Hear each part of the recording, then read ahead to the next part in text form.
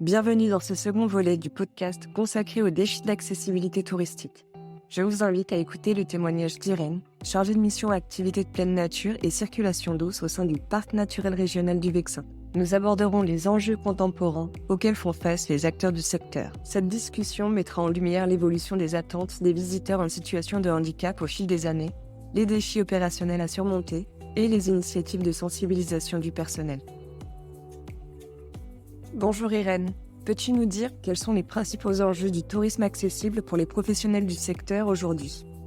Alors en termes d'enjeux, je dirais élargir leur clientèle, même si en termes quantitatifs, ça ne représente pas encore des volumes importants. On constate sur les balades adaptées que la clientèle est potentiellement plus fidèle car l'offre accessible est encore réduite et donc le public visé a moins tendance à annuler. Donc, les balades finalement deviennent plus riches, plus complètes et ça bénéficie à l'ensemble de la clientèle. Et comment le parc intègre-t-il les principes de l'accessibilité dans sa stratégie globale ? Cet objectif d'accessibilité, on le retrouve dans la stratégie de développement du tourisme et des loisirs du parc naturel. Parmi les actions, on incite les établissements de tourisme et de loisirs à développer leur accessibilité. On s'est donc après focalisé sur la description de l'accessibilité des établissements sur notre nouveau site internet Destination Vexin français, comme il est relié à la base de données touristique Apidae, qui intègre des critères d'accessibilité. On va inciter les établissements à renseigner ces critères. Et à terme, on espère bien que ces informations pourront également remonter sur la plateforme nationale Accès Libre. Peux-tu nous dire comment les demandes des visiteurs en situation de handicap ont-elles évolué au fil des ans et comment y répondez-vous ? Je dirais une demande d'information sur l'offre accessible qui soit claire et facile à trouver. En ce sens, on a créé une brochure présentant l'ensemble de l'offre adaptée. Et sur notre site internet Destination Vexin français, on a créé une rubrique Tourisme et loisirs adaptés qui présente donc à la fois les balades adaptées, mais aussi les sites accessibles, que ce soit restaurants, hébergements et lieux de visite. Parce que globalement aussi, il y a une autre demande, c'est une demande d'une accessibilité plus globale. Et en ce sens, le projet porté par l'association Escapade Liberté Mobilité pilote d'un projet appelé Autour de mon village et qui vise justement à proposer des offres accessibles plus globales autour des villages vexinois. Et quels sont les défis opérationnels liés à la mise en place de mesures d'accessibilité dans vos installations ou dans vos services touristiques ?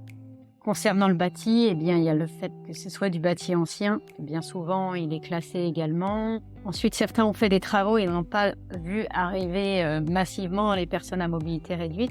La problématique des transports. Donc, pour l'instant, l'offre accessible est encore disséminée sur le territoire.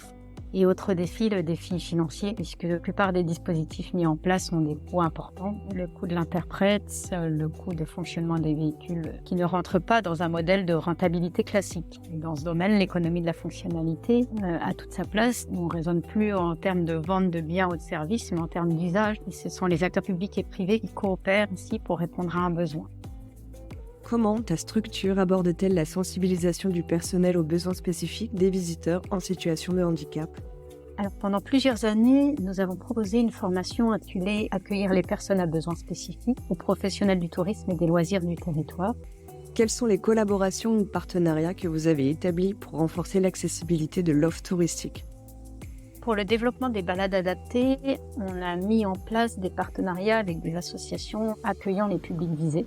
On a cherché sur le territoire des associations qui travaillaient avec les publics qu'on cherchait à toucher. On a ainsi travaillé avec l'association Dialogue Liberté des Sourds. On travaille encore actuellement avec l'association des auxiliaires des aveugles du 95. Et globalement, ces partenariats permettent donc la garantie de la présence du public visé sur les balades et sur les sorties, mais aussi de co-construire en partie cette offre, puisqu'ils nous orientent sur les thèmes souhaités, la durée, les horaires, tout ce qui peut faire que la balade et les sorties soient d'autant plus appréciées par le public visé. Et enfin, pourrais-tu nous partager des exemples concrets de succès ou de challenges rencontrés dans la mise en œuvre de mesures d'accessibilité ? Parmi les succès, on peut citer le nombre de personnes à mobilité réduite qui est venu profiter d'une balade en pleine nature dans le Vexin. Et ce nombre a dépassé la centaine par an depuis 2 ans.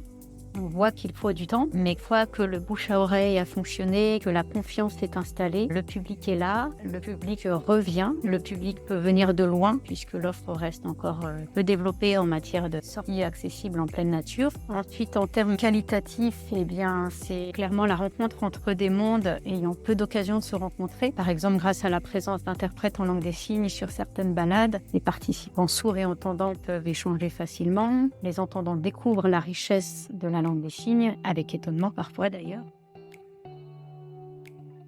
Ne manquez pas le dernier volet consacré aux impacts de l'accessibilité dans l'industrie touristique.